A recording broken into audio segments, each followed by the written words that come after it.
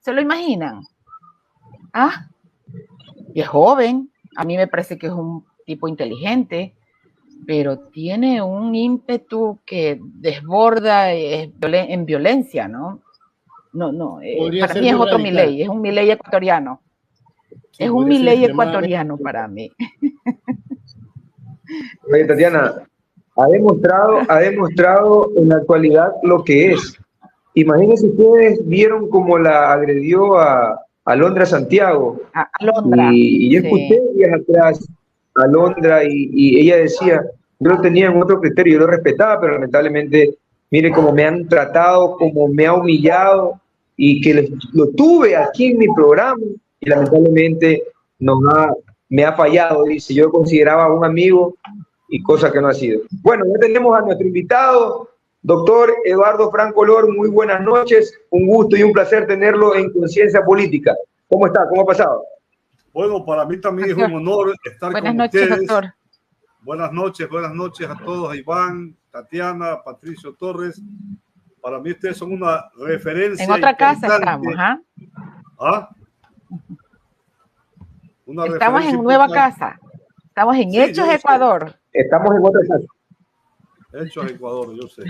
Bueno, aquí estamos para pues hablar, Doctor, discutir, analizar. Cuéntenos.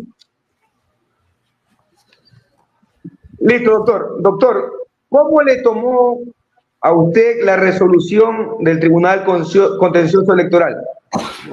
Bueno, sorpresivo, ¿no? Sorpresivo porque uno como abogado, profesor universitario, tiene todavía esperanzas de que el derecho se practique sin injerencias políticas, cree todavía en la justicia, cree todavía en que los jueces pueden actuar con decencia, apegados a normas, apegados a la verdad procesal. Pues no, yo no tengo nada que ver con ningún partido político, soy un ser político como todos los seres humanos lo somos.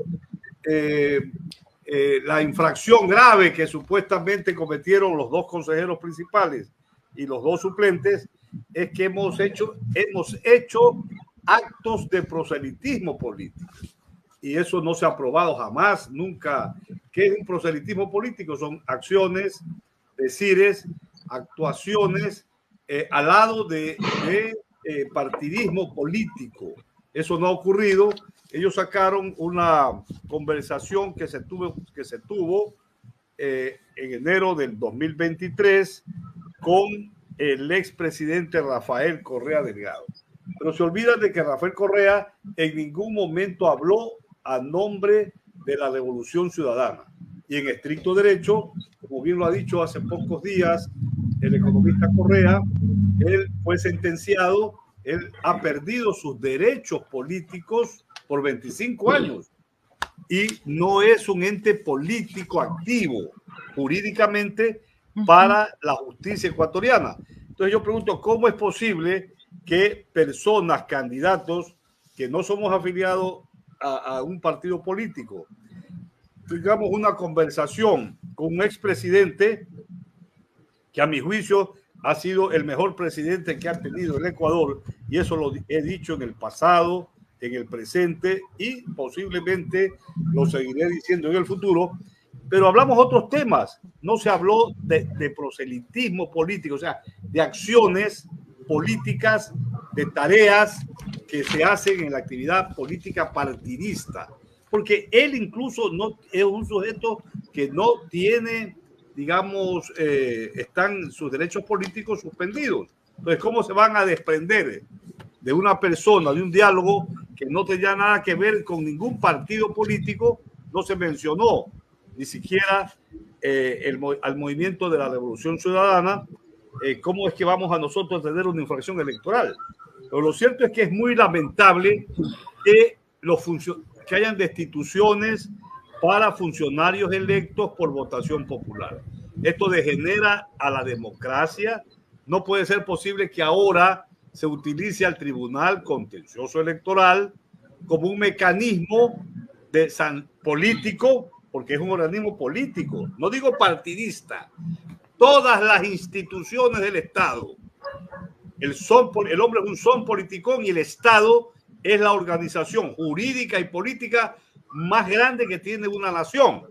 Entonces, ¿cómo es posible que el juez haya sancionado con destitución, multas onerosas y pérdida de los derechos políticos durante 4 años?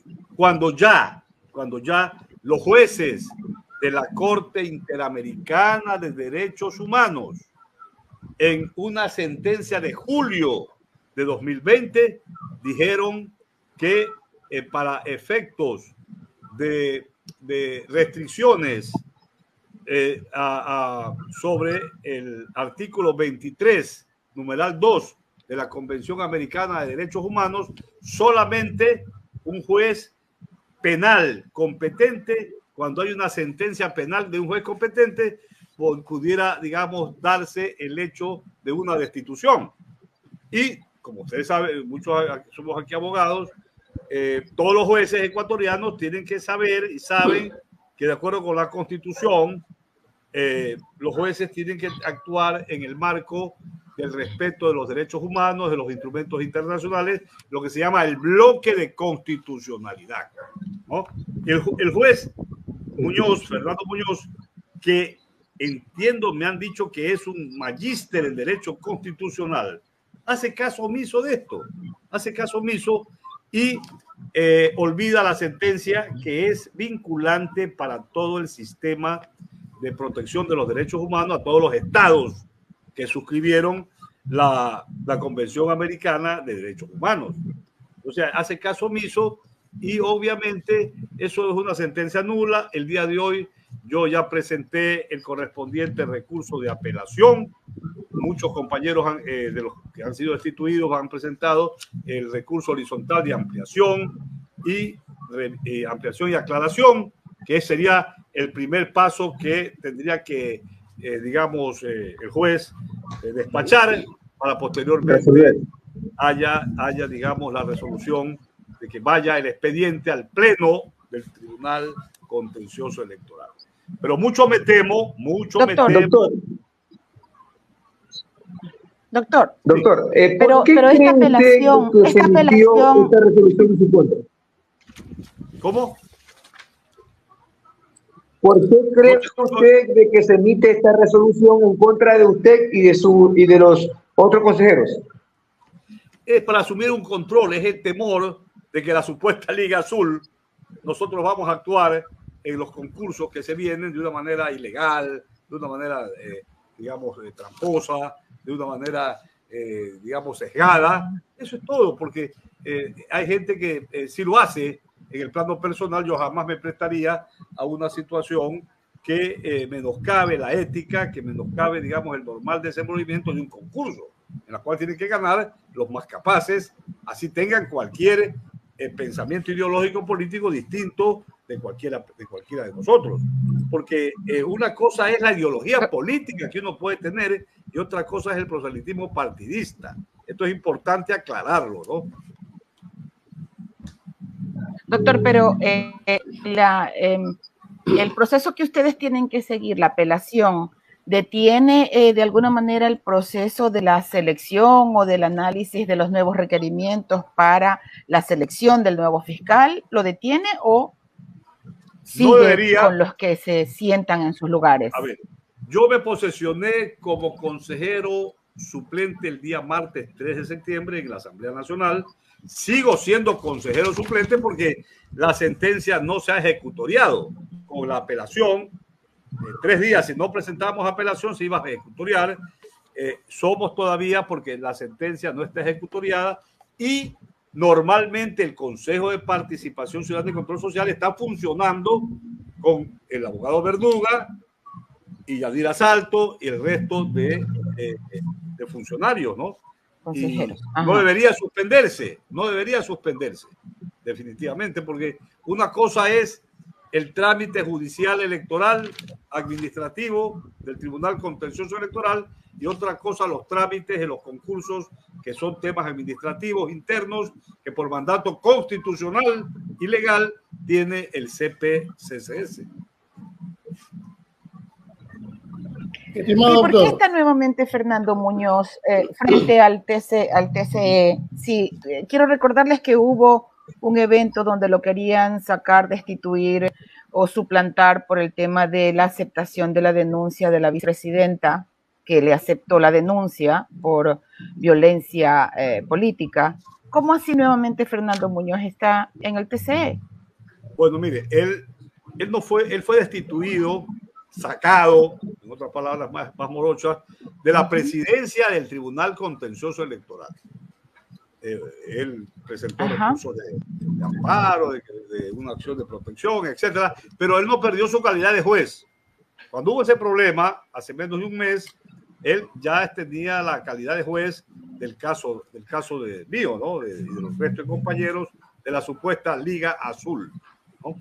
Y obviamente no lo destituyeron como juez, lo destituyeron como presidente del tribunal. Pero ahora, cuando ya suba el caso, después de la aclaración y ampliación, suba el expediente al pleno, él ya no va a actuar, porque ya actuó con una sentencia absurda, violatoria de los principios de los derechos humanos. Porque mire, hay innumerables resoluciones de la Corte Interamericana de Derechos Humanos que establecen que para hacer una resolución de esa naturaleza tiene que ser proporcionada, tiene que ser necesaria y fundamentalmente tiene que justificarse que eso se hace como protección de un bien mayor. Y nada de eso ha ocurrido, nada de eso ha ocurrido. Yo creo que Fernando Muñoz está actuando políticamente. Él sí.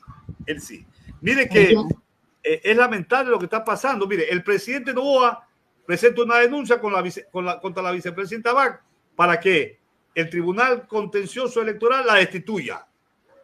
La vicepresidenta Abad presenta una denuncia al presidente Noboa para que digamos, violencia política de género. Por violencia política. Para que el tribunal lo destituya. Para sacarlo también. Aquí al alcalde de Guayaquil, una concejal también ha presentado una denuncia por violencia de género, política de género, contra esa concejala, para que el tribunal y eso el tribunal no puede destituir. Yo aquí tengo, vea la sentencia, la podemos ver del 8 de julio del 2020, cuando la Corte Interamericana estableció responsabilidad internacional al Estado de Colombia, porque al actual presidente, que había sido destituido como alcalde de Bogotá, le dijeron que esa era una violación de los derechos y lo restablecieron. Y la Corte dijo que solamente un funcionario de elección popular puede ser destituido por sentencia penal de un juez competente. Eso ya está, incluso la Corte Constitucional del Ecuador ya lo ha dicho en una sentencia, pero el juez... Estimado doctor, le hago una consulta. Sí. Estimado doctor, le hago una consulta. Estamos en el país de la nada, en todos los aspectos. Supongamos y imaginemos el peor de los casos. No le aceptan los recursos horizontales, ni ampliación ni aclaración, y la apelación tampoco se la niegan, porque se tiran por las patas de los caballos la normativa interamericana de derechos humanos, normativa constitucional y la normativa legal vigente de la materia. ¿Qué harían ustedes en el caso de que este Tribunal Contencioso Electoral no guarde las formas, no respete la Constitución y la ley y el debido proceso? Ante ese descalabro jurídico, ante esa espantosa realidad que podría sobrevenir, no nos quedaría otra resolución que demandar internacionalmente ante la Comisión Interamericana de Derechos Humanos para encuadrar una queja a la Corte Internacional de Derechos Humanos de San José de Costa Rica. Pero eso tiene tiempo. Yo me temo que eso pueda ocurrir. O sea, yo no me hago ilusiones. Yo sé que vivimos en un país, mira, si se atrevieron a sentenciar a un hombre inocente como Jorge Glass, se atrevieron el presidente de la República a atacar a mansalva a la embajada de México en Quito para detener a un asilado político. Se atrevieron a sentenciar al expresidente siendo inocente por cohecho, cuando eso nunca existió ni se probó. Lo que querían eran proscribir a Rafael Correa, de la vida política del país. Si se han atrevido una serie, oiga, una jueza con una acción de protección le da una orden a la asamblea para que hagan lo que ella dice. ¿Dónde estamos? ¿Cuándo se ha visto eso? Vivimos una etapa de crisis, no solamente moral, no solamente institucional, no solamente económica, y no solamente vivimos aterrados de la inseguridad ciudadana y de la crisis, del aumento de la criminalidad organizada, etcétera, etcétera, sino que a nivel de jueces, ya un juez, cualquiera de cualquier país, de cualquier cantón, puede ordenar al Parlamento, al primer poder del Estado, cuando ya existe incluso por la Corte Constitucional que eso no se puede hacer. Y hoy día la jueza le dijo a doña Pamela Aguirre, presidenta de la Comisión de Fiscalización, que les pone una multa porque no han cumplido. ¿Dónde estamos? O sea, ya el derecho en este país ha sido distorsionado. Estamos viviendo en el descalabro del sistema jurídico ecuatoriano. Por eso creo que yo estoy casi el 90% seguro de que el tribunal va a convalidar esta sentencia y absurda. Y el único camino tiene el pueblo ecuatoriano que sienta lo que está pasando, que reflexione y que vote por una buena o buen candidato en las elecciones del domingo 9 de febrero del 2025. Porque a mí me gusta el criterio que ha dicho doña Luisa González, por ejemplo, de que se debe llamar a una asamblea constituyente, porque hay que poner orden. Este desorden institucional nació desde la consulta mañosa y fraudulenta de febrero del 2018, donde todos los poderes del Estado se trastornaron. Entonces ahora hay que enmendar toda esta etapa de descalabro que existe en el Ecuador, pero que un juez, por una acción de protección, desnaturalizando la esencia de la acción de protección, que es garantizar derechos, al organismo parlamentario que crea el derecho mediante la ley, le da una orden. ¿Dónde estamos? Eso no se ha visto nunca en el Ecuador. Jamás se ha visto eso, esta barbaridad en el Ecuador. Doctor, pero los tres últimos gobiernos, o desgobiernos, digamos mejor, los tres últimos desgobiernos han hecho lo mismo con el Consejo de Participación Ciudadana.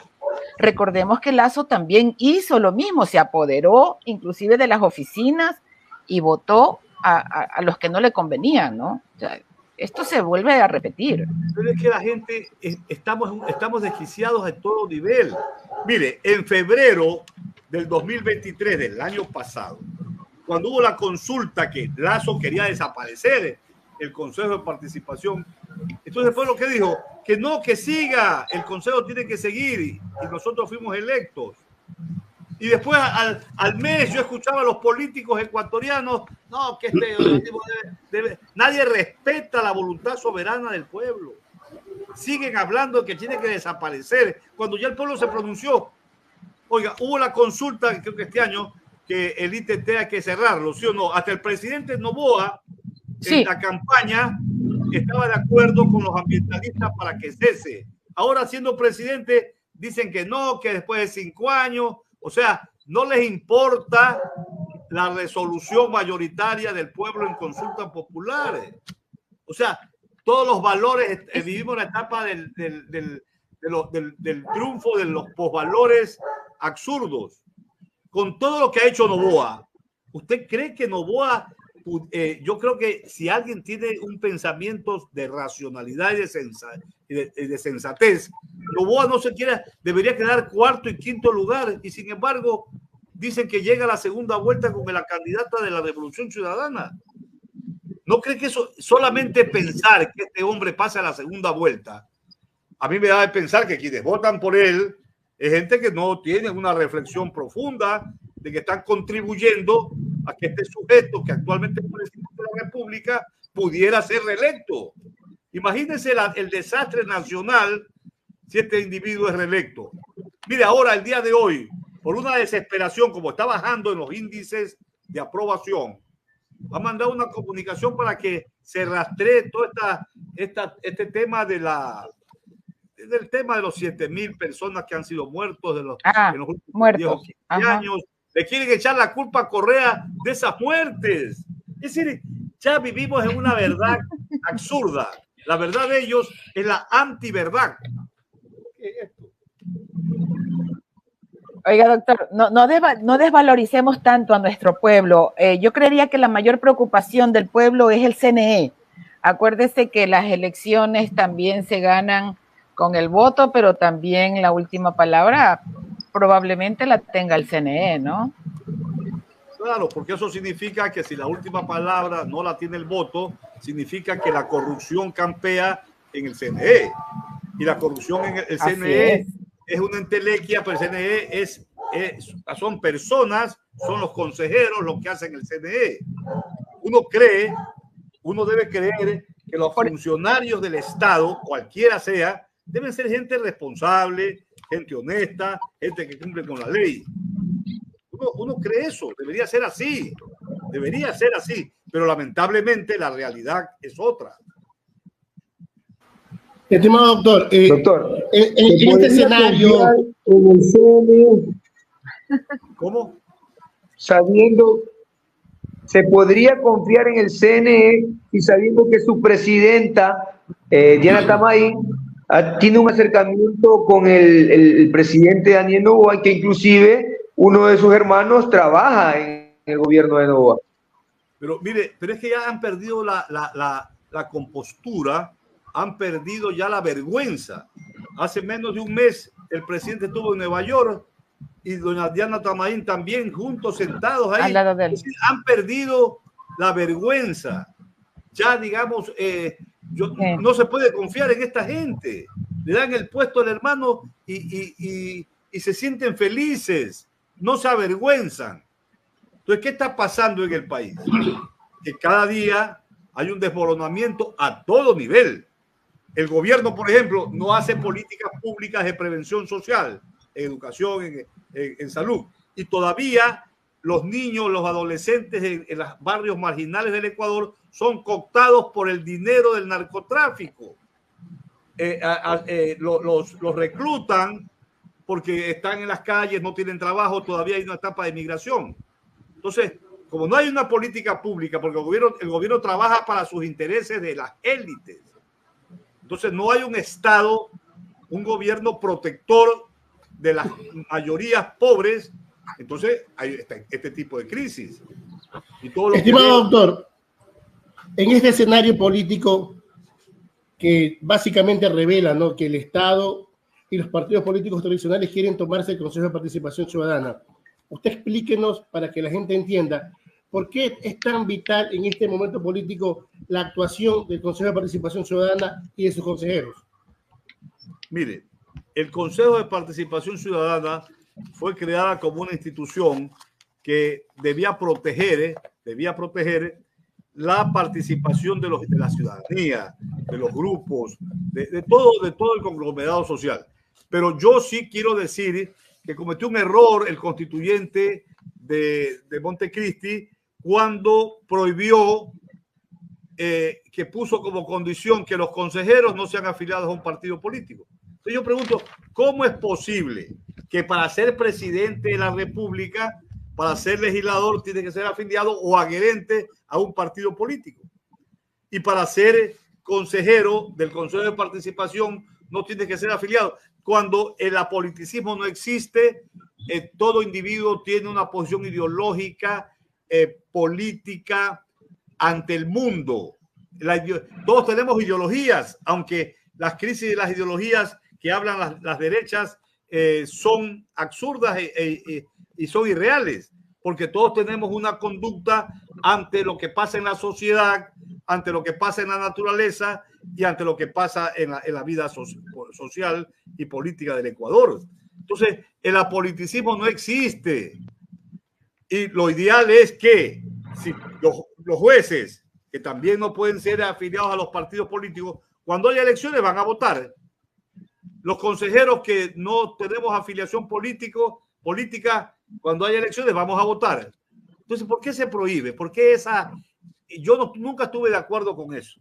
Porque, por ejemplo, si a mí me eligen y yo, como lo dije el mismo día de la posesión, usted es amigo de Correa, pero ser amigo de Correa o amigo de Nebot o amigo de muchos políticos, que lo soy, no es causal para no ser consejero, porque yo actuaría en el marco de mis principios morales, mis principios cristianos y siempre apegado a la rectitud y a las normas del sistema jurídico ecuatoriano.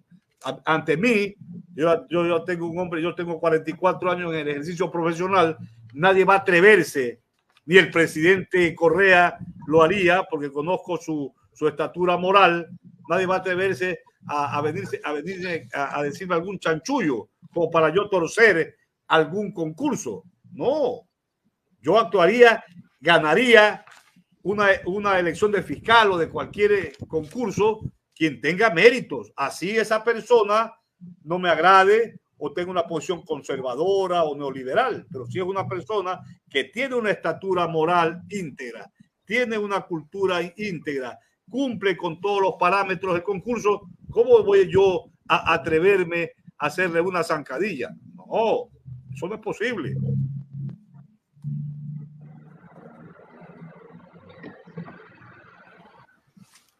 Sí, hemos llegado al final del programa, doctor, y créame lo que es una clase y ojalá que mucha gente escuche todo lo que usted nos está explicando y que reflexionen, ¿no? Que reflexionen con lo que está pasando en el país y que se nota muy, muy claro que es una persecución brutal contra la Revolución Ciudadana y contra todos los simpatizantes, pues, ¿no? De la justicia social y del bienestar del pueblo.